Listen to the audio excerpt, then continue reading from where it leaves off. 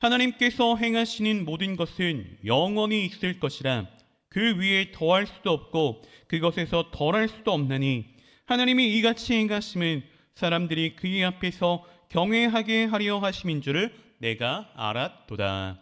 아멘. 저는 오늘 본문의 말씀을 근거로 하나님의 다스리심이라는 제목으로 함께 귀한 은혜의 시간을 나누기 원합니다. 네, 여러분, 오늘 본문은 하나님께서 행하시는 모든 것, 즉 하나님의 다스리심에 대해서 말씀해 주고 있습니다.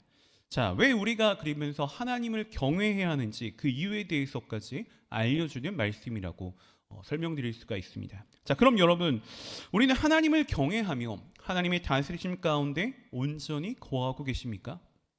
여러분, 요즘에 그리스도인들의 모습을 보면 좀 어떤가요? 어떻죠? 전적으로 뭔가 하나님께 다 온전히 맡기면서 순종하기보다는 뭔가 내 인간적인 생각으로 내 생각에 맞는 부분만 따르려고 할 때가 참 많습니다. 다시 말해, 내 이성적인 판단이나 내 지성의 기준에 벗어나면, 맞지 않으면 주님의 말씀에 불순종하려는 그러한 경향도 나타난다는 것입니다.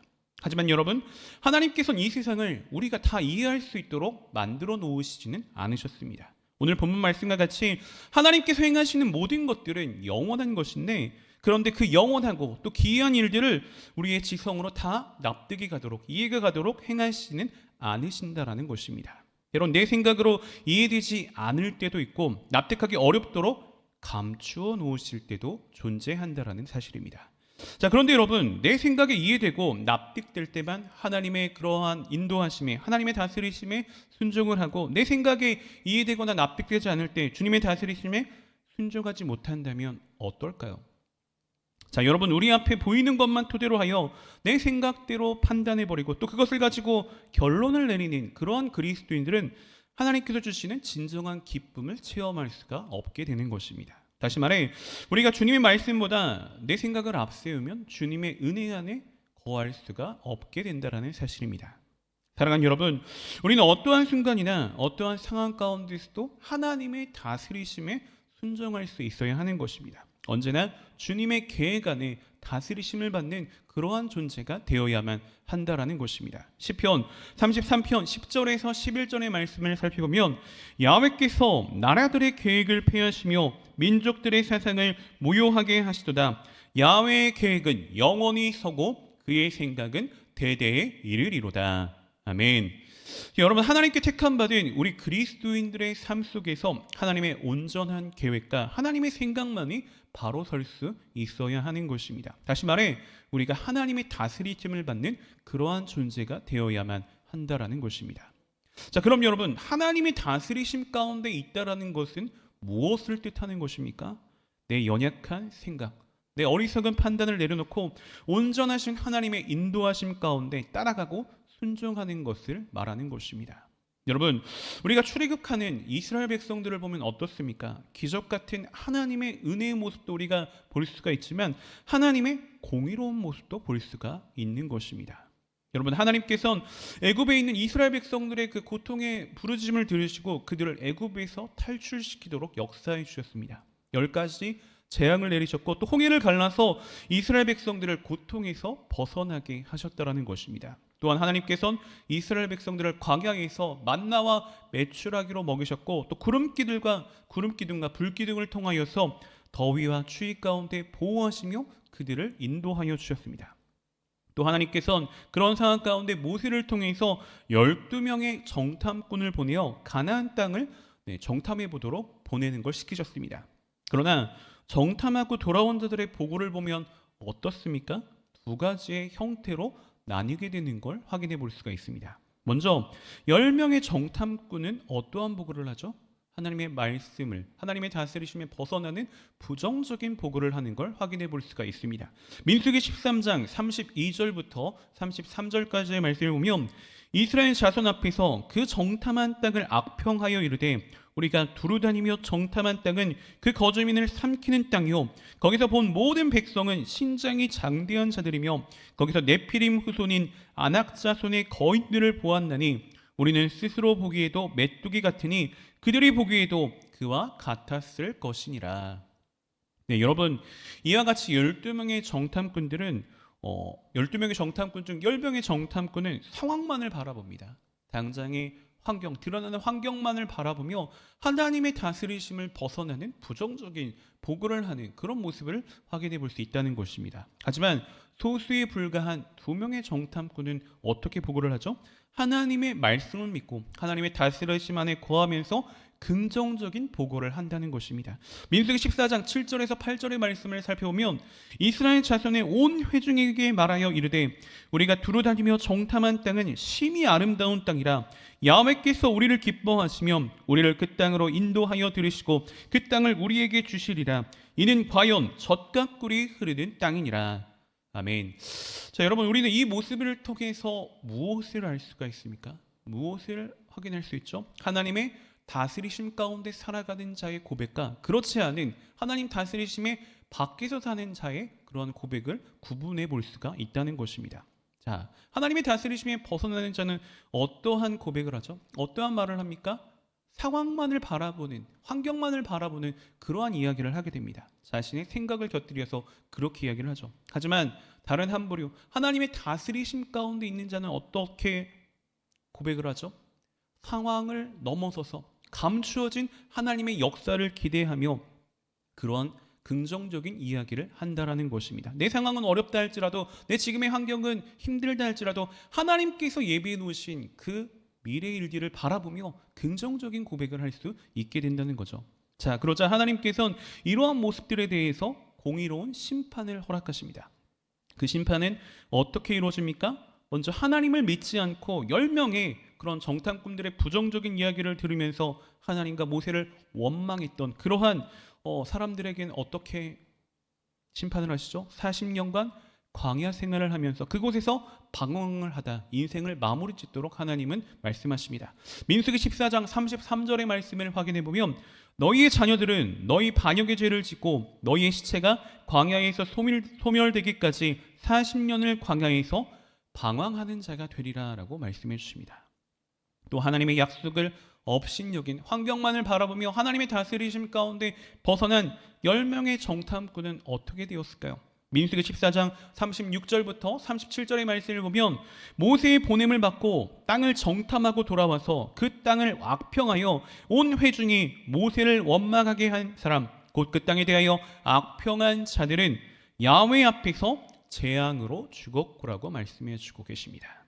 이와 같이 하나님의 다스리심을 거부하는 자는 재앙을 피할 수가 없게 된다는 것입니다. 하지만 하나님의 다스리심에 순종한 환경보다 하나님의 말씀을 바라보며 하나님의 다스리심 가운데 거한 여호수아와 갈렙은 어떻게 되었습니까? 민수기 14장 38절의 말씀을 살펴보면 그 땅을 정탐하러 갔던 사람들 중에 오직 눈의 아들 여호수아와 여분네의 아들 갈렙은 생존하니라. 아멘. 여러분, 하나님을 경외하고 하나님의 다스리심에 순종하는 자는 은혜를 입을 수가 있지만 하나님의 다스리심을 거부하는 자는 재앙을 피할 수가 없게 된다라는 것입니다. 그렇게 우리는 반드시 하나님의 다스리심만에 살아야만 한다는 것입니다. 여러분, 하나님의 다스리심에 벗어나는 것은 무엇입니까? 당장 영적으로 자유를 누리는 것 같지만 실제적으로는 영적인 죽음 안에 거한다라는 것입니다. 사랑하는 여러분, 하나님께서 다스리시는 은혜의 자리로 돌아오시기 바랍니다.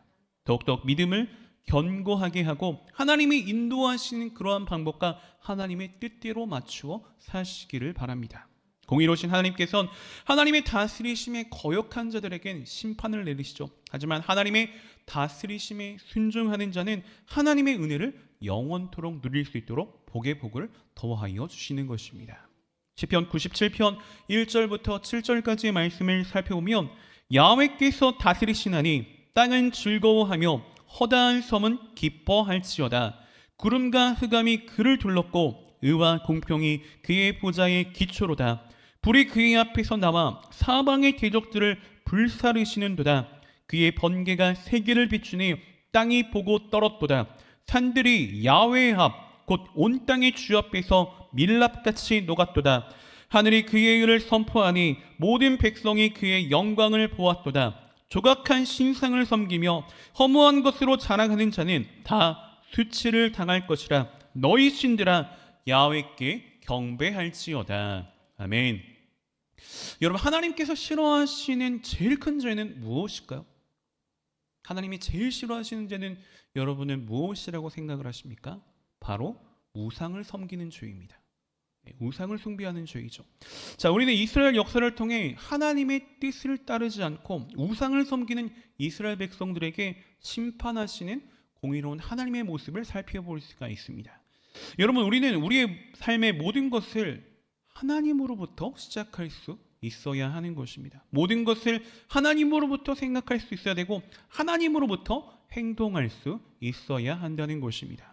여러분, 마리아는 어떻게 해서 예수님을 낳은 성모 마리아가 될 수 있었습니까? 특별한 능력이 있어서 그랬나요? 탁월한 재능이 있어서 그렇게 성모 마리아가 되었습니까? 그런 것이 아닙니다. 천사가 도저히 납득할 수 없는, 받아들일 수 없는 그러한 말을 했음에도 불구하고 믿음으로 당장의 상황을 바라보지 않고 믿음으로 하나님의 말씀을 따랐기 때문에 그러한 위대한 여인이 될 수가 있었다라는 것입니다. 여러분, 성령으로 잉태했다는 것, 예수님을 성령으로 잉태했다고 표현을 하는데 이 성령으로 잉태했다는 것은 인간의 지성으로 설명될 수 없는 그러한 부분입니다. 인간의 지성으로는 아무리 이해하려고 해도 이해할 수 없는 그러한 부분이라는 거죠. 약혼한 상태인 이 마리아에겐, 요셉과 약혼한 상태인 마리아에겐 이것이 자신의 인생을 파멸로 가져다 수 있는 위험한 부분임을 분명히 인지하고 있었습니다. 하지만 그러한 위험한 것임에도 불구하고 하나님의 뜻대로 하나님의 다스리심만에 순종했다라는 사실입니다. 누가복음 1장 30절부터 38절까지의 말씀을 살펴보면 천사가 이르되 마리아여 무서워하지 말라 내가 하나님께 은혜를 입었느니라 보라 내가 잉태하여 아들을 낳으리니 그 이름을 예수라 하라 그가 큰 자가 되고 지극히 높으신 이의 아들이라 일컬어질 것이요 주 하나님께서 그 조상 다윗의 왕위를 그에게 주시리니 영원히 야곱의 집을 왕으로 다스리실 것이며 그 나라가 무궁하리라. 마리아가 천사에게 말하되 나는 남자를 알지 못하니 어찌 이 일이 있으리까? 천사가 대답하여 이르되 성령이 내게 임하시고 지극히 높으신 이의 능력이 너를 덮으시리니 이러므로 나실 바 거룩한 이는 하나님의 아들이라 일컬어지리라. 보라 내 친족 엘리사벳도 늙어서 아들을 배었느니라. 본래 임신하지 못한다고 알려진 이가 이미 6달이 되었나니 대저 하나님의 모든 말씀은 네가 하지 못하심이 없느니라. 마리아가 이르되 주의 여종이오니 말씀대로 내게 이루어지리다 하며 천사가 떠나가니라. 아멘. 천사의 말씀 앞에 마리아는 자신의 인생을 송두리째 하나님께 바치는 그러한 순종의 모습을 보여줍니다. 그래서 위대한 여인 성모 마리아가 될 수 있었다라는 것이죠. 여러분, 하나님께서는 이와 같이 우리의 인생을 통하여서 저와 여러분의 인생을 통하여서 크고 놀라운 일들을 계획하고 계십니다. 그런데 그러한 하나님의 계획은 내가 내 자신을 하나님께 드림으로부터 시작된다라는 사실을 우리가 분명히 기억해야만 하는 것입니다. 우리가 나 자신을 하나님께 드리는 것은 내가 뛰어나서 드릴 수 있는 것이 아닙니다. 하나님께 바쳐지기만 하면 우둔하고 무능한 그러한 인생이다 할지라도 상관이 없다라는 사실입니다. 하나님께서는 우둔한 자를 지혜 있는 자로 변화시켜 주시고 무능한 자를 능력이 있는 훌륭한 사람으로 바꾸어 사용하시게 된다라는 것입니다.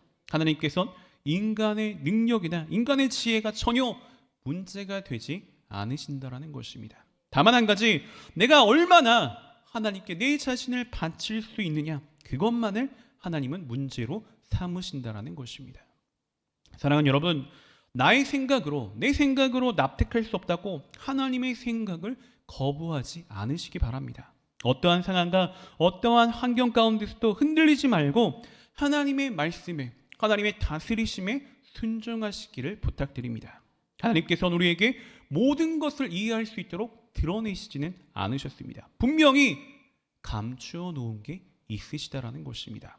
우리가 이것을 잊지 않고 항상 하나님을 경외하며 믿음으로 순종하며 나아갈 수 있어야만 한다는 것입니다. 언제나 하나님을 경외하는 마음으로 하나님의 다스리심 가운데 순종하며 나아갈 수 있는 저와 여러분 우리 모두가 되시기를 주님의 이름으로 소원하고 축복하며 말씀을 마치겠습니다. 기도드립니다. 사랑과 자비가 풍성하신 참으로 좋으신 하나님, 오늘도 말씀을 통하여 은혜 부어주시고 귀한 깨달음을 얻게 하시니 참으로 감사드립니다. 오늘 우리에게 주신 말씀과 같이 우리가 나의 이성적인 생각과 판단들을 주님의 말씀 앞에 온전히 내려놓게 하시고 항상 흔들리지 않는 굳센 믿음으로 하나님의 다스리심에 순종하는 자가 될 수 있도록 주님 우리의 마음과 우리의 발걸음을 인도하여 주시옵소서. 그리하여 주님의 은혜 안에 거하는 귀한 축복의 자녀들이 우리 모두가 될 수 있도록 주님 인도하여 주시옵소서.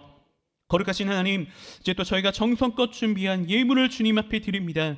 드려지는 모든 손길 가운데 한없는 주의 은혜와 사랑으로 가득히 채워주시고 이 예물이 쓰여지는 모든 것 가운데 그리스도의 영광만이 아름답게 드러나게 하여 주시옵소서. 감사드리며 모든 말씀 살아 역사하시는 나사렛 예수 그리스도를 받들어 간절히 기도 올리옵나이다.